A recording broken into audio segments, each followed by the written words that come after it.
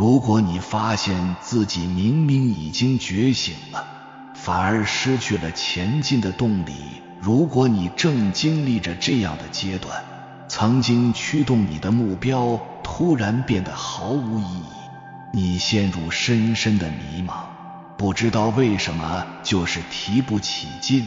好像卡在了一个既回不到过去，又不知道未来该往哪儿走的悬空状态，那么你很可能正处在一次深刻的生命转化中，这是一次死亡与重生的必经关口。你过去所认同的那个自己正在慢慢消解，那些曾经给你人生带来意义的目标、事业、人际关系，甚至你对时间的感觉，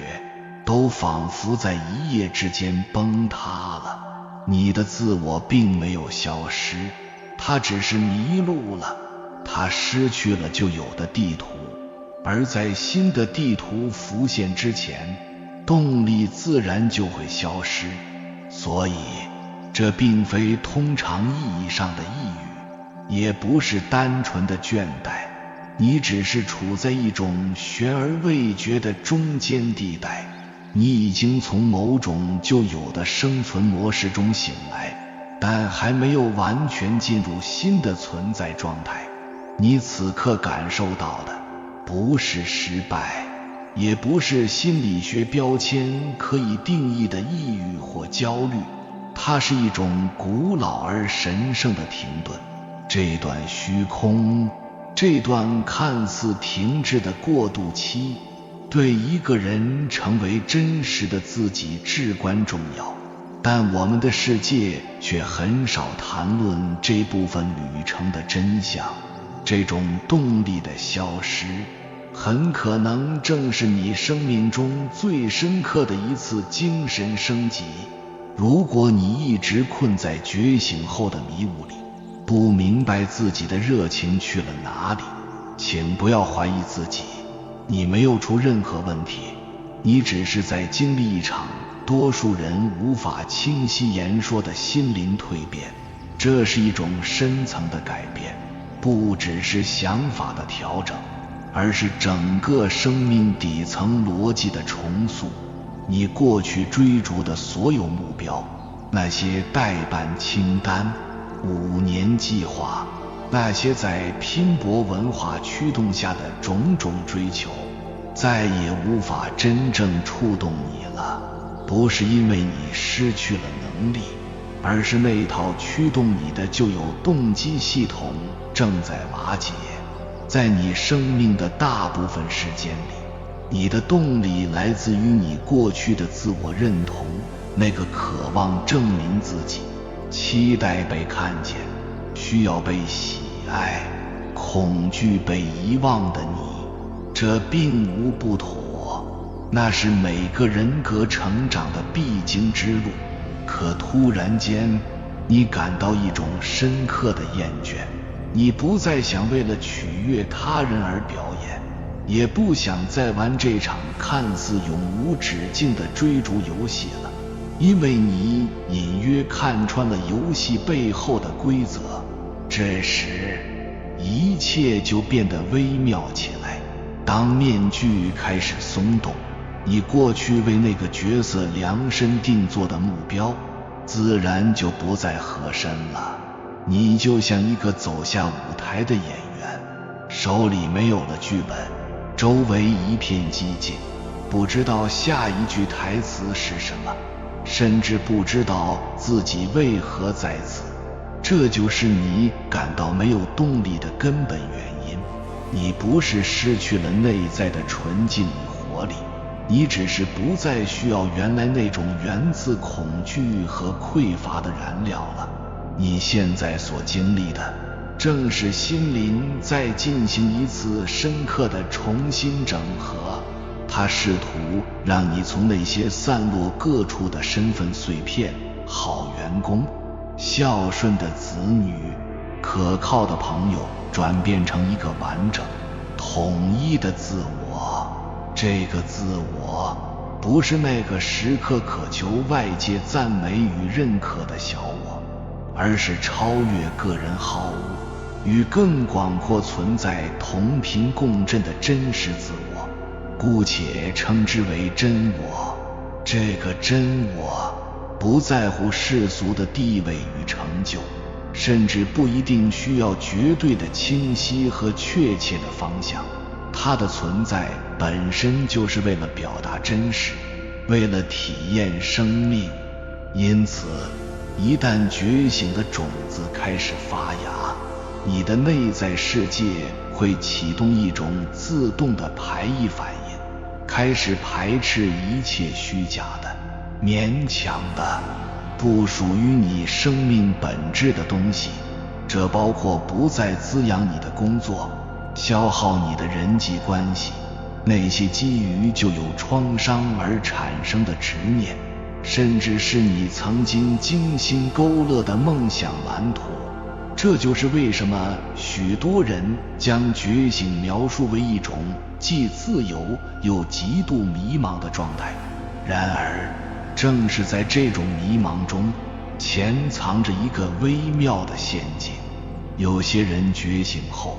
为了逃避这种悬空的不适感，会掉入灵性逃避的误区。他们说服自己一切皆空，都是幻想，于是切断与现实生活的深度连接，选择一种漂浮、疏离甚至麻木的状态。他们把超然和脱离混为一谈了，但真我想要的并非如此。真我并不想让你弃绝这个世界，他渴望通过你，在这个充满质感的物质世界里真实的活着，将更高维度的意识带入你这具独一无二的血肉之躯中。他不是在拒绝这个世界，而是在邀请你重新定义你与世界的关系。所以，你并没有迷失，你只是必须经历这个有些尴尬、不被世俗理解的中间阶段。觉醒之后，确实还有一个鲜为人知的阶段，它一点也不光鲜，不像在某个度假胜地静心打坐那般富有诗意和画面感。它更多时候是你独自一人静静地坐着，内心一片空旷，连自己都无法向他人，甚至向自己解释清楚内在发生了什么。你与那个就有的小我身份拉开了距离，但还未找到完全依循真我指引而活的新方式。这个状态不是失败，而是一个神圣的孕育过程。但在我们这个过度追求效率与生产力的世界里，这种内在的停顿常常被误解为懒惰，必要的暂停被诊断为能力的瘫痪。于是，源于外界的评判和你内在化的社会标准，会让你开始严厉地批判自己。为什么我什么都不想做？别人都在进步，我却在原地踏步。这种自我谴责的声音，反而极大地消耗了你的能量，阻碍了你的灵魂正在试图为你转换的新燃料的生成。在古老的灵性智慧中，这个过程可以被称为对反转化，即事物发展到极致时会转向其对立面。当你从长期以来由小我驱动的向外抓取的奋斗模式中觉醒，你内心的钟摆会自然的，甚至猛烈地摆向另一个极端，灵魂深处的宁静与无为。你会从我必须做完所有事的焦虑状态，跌入我为什么非要做任何事的虚无感中。这正是心灵在经历剧烈摆荡后，重新寻找内在平衡点的自然方式。这就像一只常年生活在鸡圈里的鸡，它的世界就是吃饭、睡觉、下蛋，然后在小小的院子里散步。它的生活简单、规律，甚至在某种程度上是快乐和满足的。忽然有一天，一阵风吹开了鸡圈的门，他第一次看到了门外无垠的田野、广阔的天空和远方的森林。在那一刻，他觉醒了，他意识到，原来自己所熟知的一切，只是这个世界一个微不足道的角落。这个认知是颠覆性的。当他再回到鸡圈，看着熟悉的食槽和同伴，他突然觉得每天重复的吃饭、睡觉、下蛋、散步变得索然无味，甚至有些荒谬。这只鸡开始感到困惑和忧郁，它不再像以前那样快乐了。许多刚刚开始觉醒的人，就如同这只鸡一样，突然对旧有的生活模式失去了兴趣，却又对广阔的新世界感到恐惧和茫然。他们被困在这扇半开的门前，既无法安心回到过去，又没有勇气迈入未知，做任何事情都提不起劲，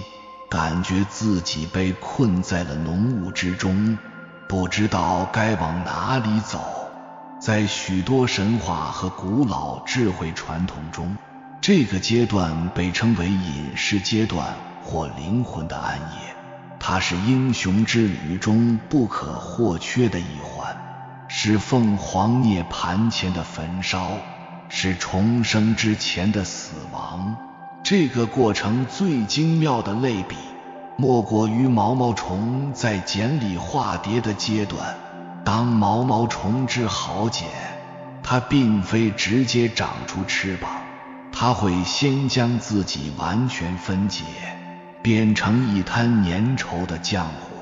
在那一刻，它不再是毛虫，但也还不是蝴蝶，它只是浆糊。是的，浆糊什么也做不了，它无法努力，无法挣扎，它唯一能做的就是彻底地臣服于这个分解的过程。这对于习惯了行动、认同和方向感的小我来说，是极致的恐慌。小我的声音会在你耳边尖叫，快做点什么，不然你就要被世界抛弃了。你需要一个计划，一个目标，但你的真我，那个更深层的智慧却在低语：安静下来，放下抵抗，我正在构建一些更深层、更坚固的东西。可惜的是，大多数现代灵性教导都倾向于跳过这个困难、不讨喜的部分。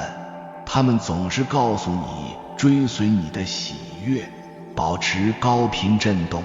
却很少有人深入探讨生命中那些阴影的整合是多么必要。勇敢地去面对和拥抱那些被你压抑的、不舒服的、看似负面的部分，对于成为一个完整、真实的人来说，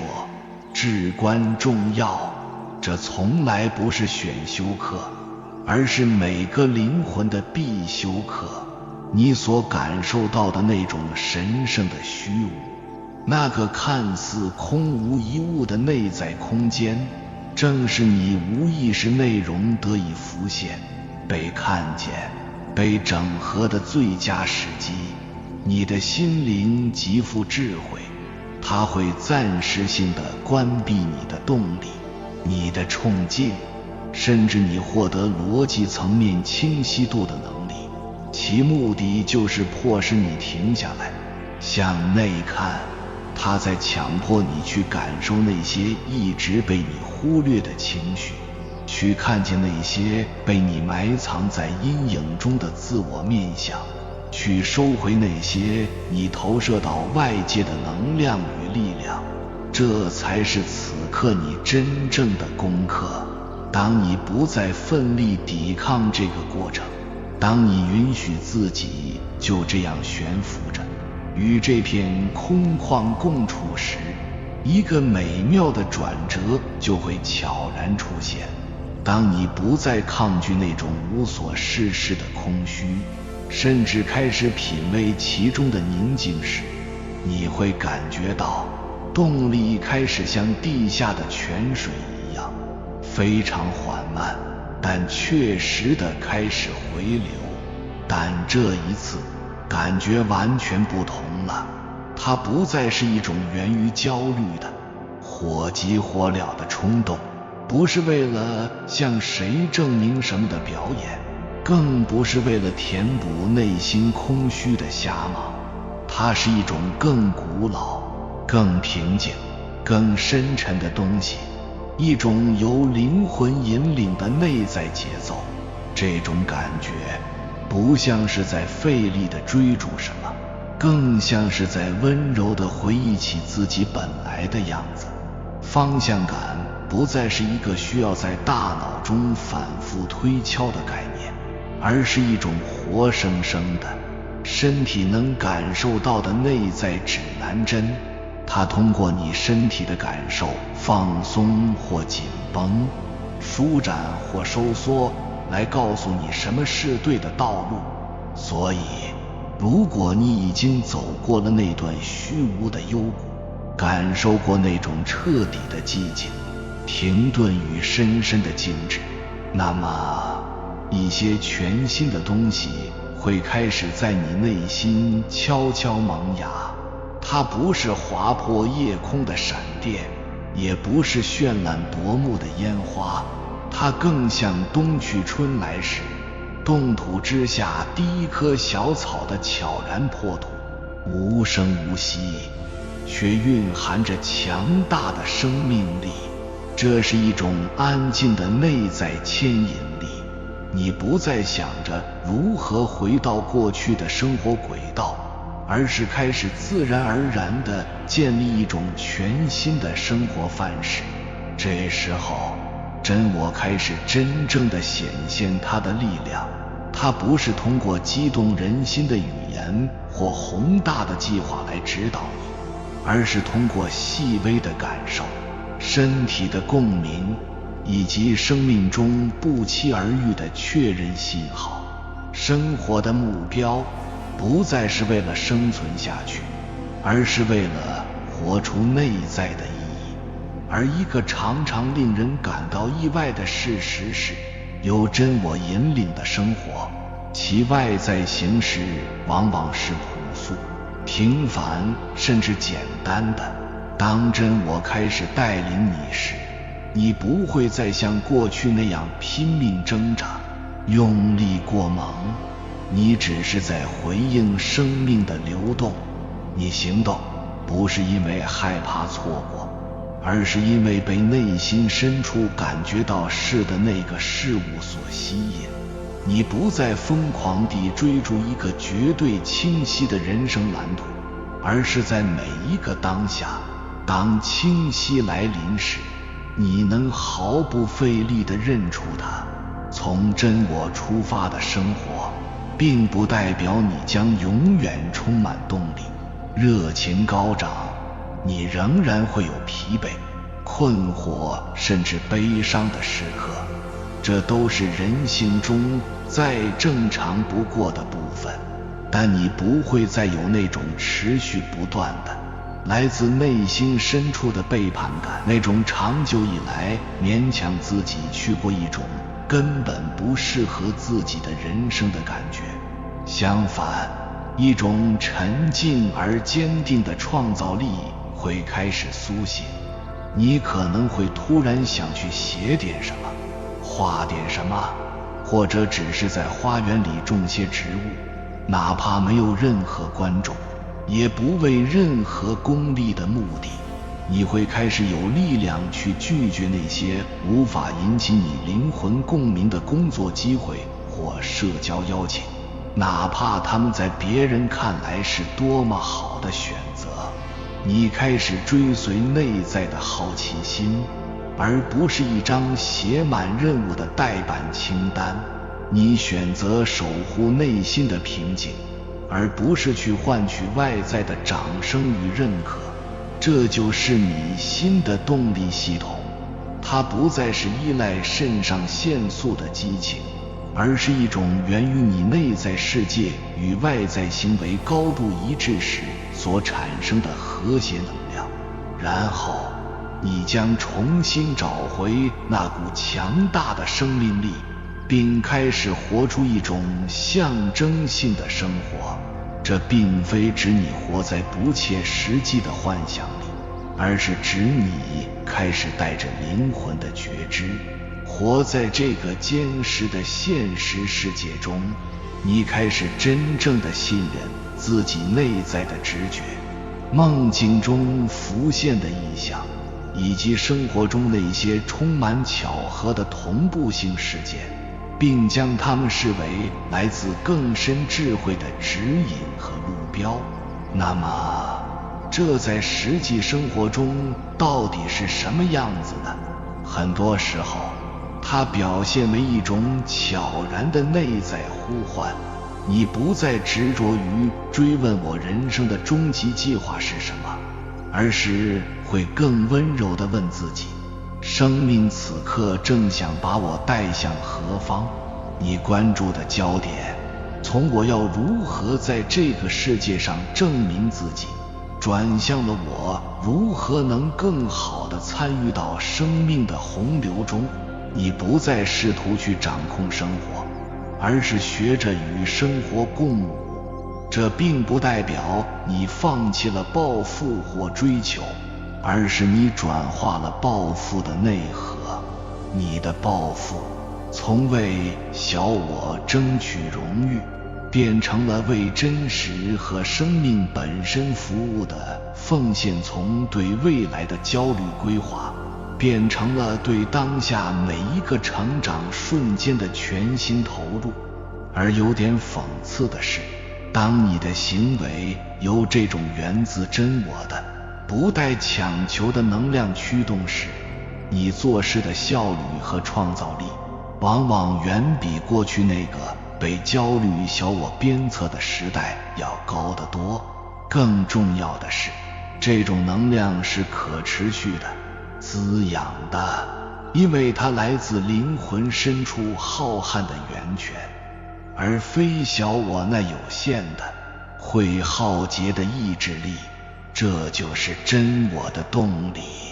它不是为了打动别人，而是为了完整地表达自己。它常常会引导你去创造、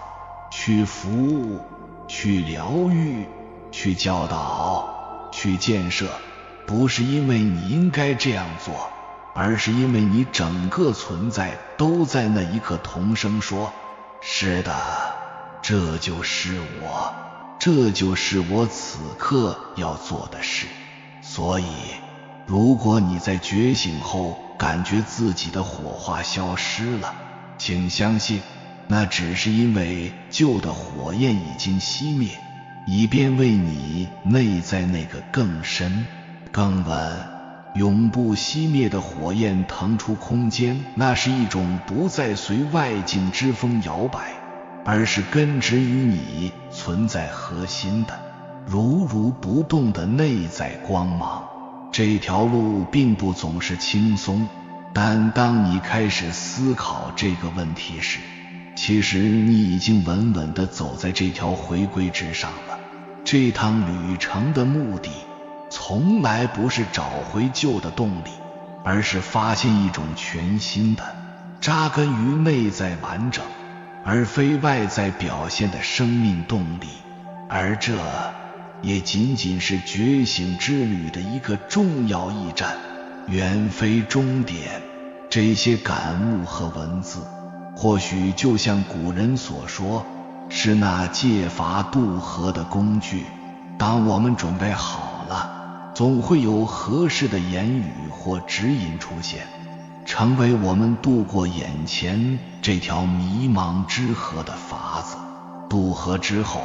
我们并不会立刻到达一个永恒光明的彼岸，而是踏上了一片更真实、更广阔的新大陆。在这片大陆上，你将学习一套全新的生存法则，或者说是存在法则。旧世界里，我们学习的是如何获取，如何竞争，如何用头脑计算得失，而在这片新大陆，你学习的是如何感受，如何流动，如何用心灵去感知万物的连接。你的身体会成为你最诚实、最敏锐的老师。过去，身体或许只是一个被驱使去完成任务的工具，我们常常忽略它的疲惫，压抑它的不适。但在这个新的阶段，你会发现身体的感知力被前所未有的放大了。当你接触到不真诚的人或环境时，你的身体可能会立刻给出反应，一种莫名的紧绷、疲惫，甚至是轻微的恶心感。相反，当你的选择与灵魂蓝图一致时，你会感到一种发自内心的舒展、轻盈与开阔。你的身体成了一座精密的真理探测器，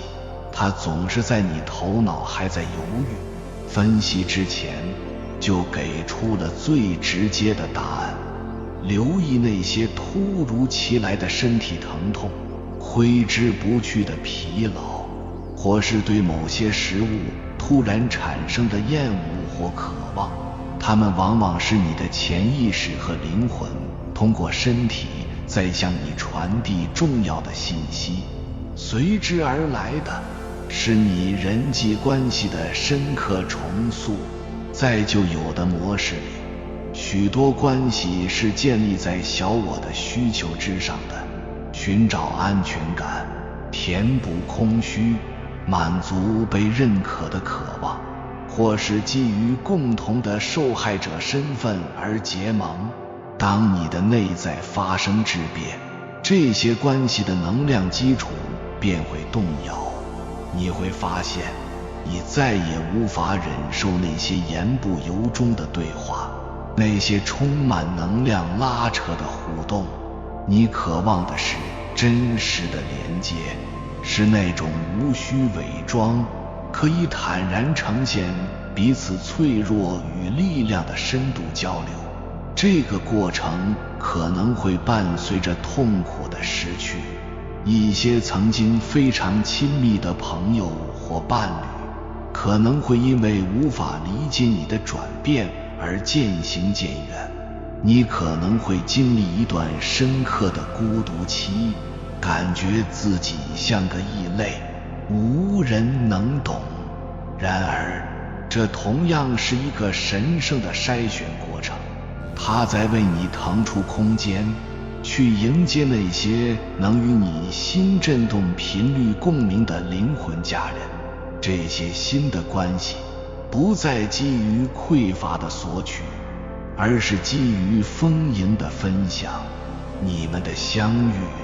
是为了相互映照，彼此催化，共同在各自的道路上走得更远。你会体验到一种前所未有的纯粹的爱与支持，它不附加任何条件，只是庆祝彼此生命的存在本身。与此同时，你对工作与创造的理解也将被彻底颠覆。过去，工作可能更多的与谋生或社会身份挂钩，你选择一个职业，可能是因为它有前途、稳定，或者听起来很棒。但在觉醒之后，你会越来越无法容忍将生命中宝贵的时间与精力投入到一件不能点燃你灵魂热情的事情上，那股源自真我的动力会驱使你去寻找你的天命，也就是你独特的灵魂使命。这并不一定意味着你要辞去现有的工作，去从事某种看似灵性的职业。你的天命可能是在办公室里做一个散发着平静与善意的存在，可能是在社区里组织一场小小的读书会，也可能是全心全意地去养育一个孩子。关键在于你行动的出发点变了，你不再是为了得到什么，而是为了给出你内在独有的芬芳。创造力也不再局限于艺术或文学领域，它弥漫在你生活的每一个角落。用心地准备一顿饭是创造，真诚地聆听一个朋友的倾诉是创造，以一种新的更具爱意的眼光看待这个世界本身，就是最伟大的创造。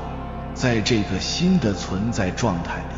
你还会发现自己与自然界的关系变得前所未有的亲密。你不再只是将自然视为一处可供消遣的风景，而是开始真切地感受到你就是自然的一部分。山川的沉静，流水的变迁，树木的生长，花朵的绽放，都成了你内在世界的镜子。你会不自觉地被吸引到大自然中去，在与一棵树的静默对望中，在感受微风拂过皮肤的瞬间，在聆听雨水敲打窗棂的声音里，你会找到一种深刻的慰藉与连接感。你会从自然界的循环中更深刻地理解生、死与重生的法则，从而对自己内在经历的死亡与重生过程生出更多的信任与臣服。自然成为了你最慈悲、最智慧的疗愈师，它时刻在提醒你，你从未孤单，你与这整个生生不息的宇宙网络紧密相连。于是你开始学习一种全新的时间观。在小我的世界里，时间是一条从过去指向未来的直线，我们总是在为过去后悔，为未来焦虑。这种线性的时间感制造了永恒的紧迫与追赶，但在觉醒的意识中，你开始越来越多地体验到时间的垂直性，也就是对当下这一刻的深度临在。你发现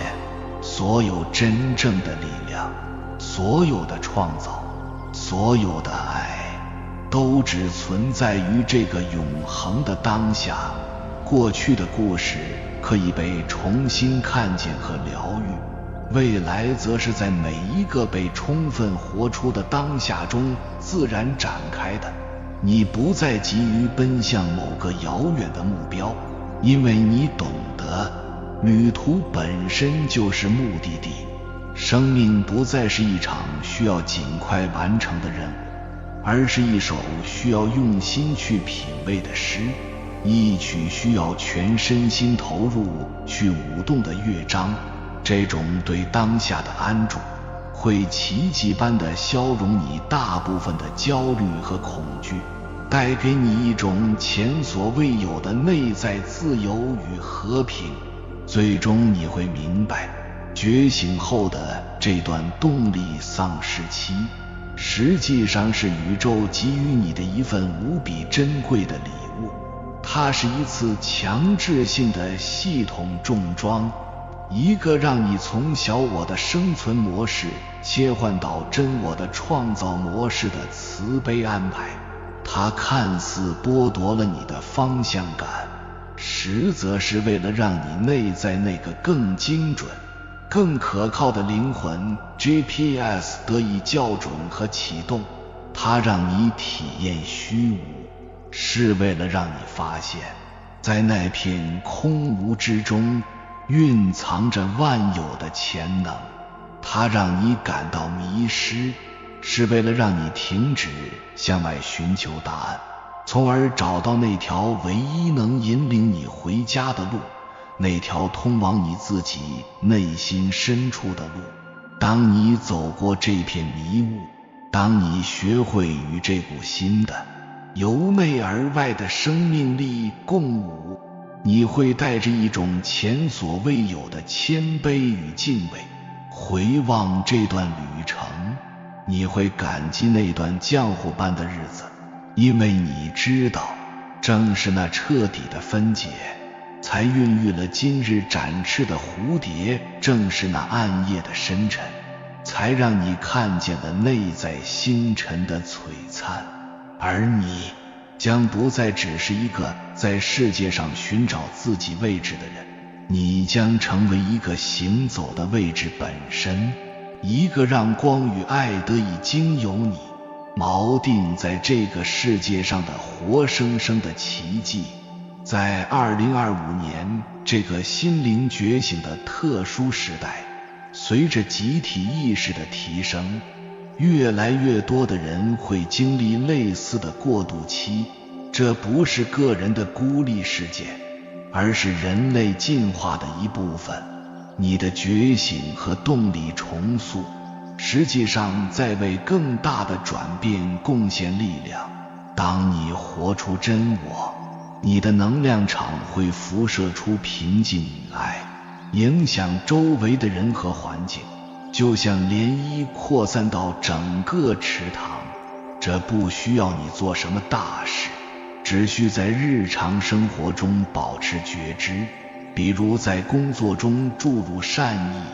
在家庭中传递包容，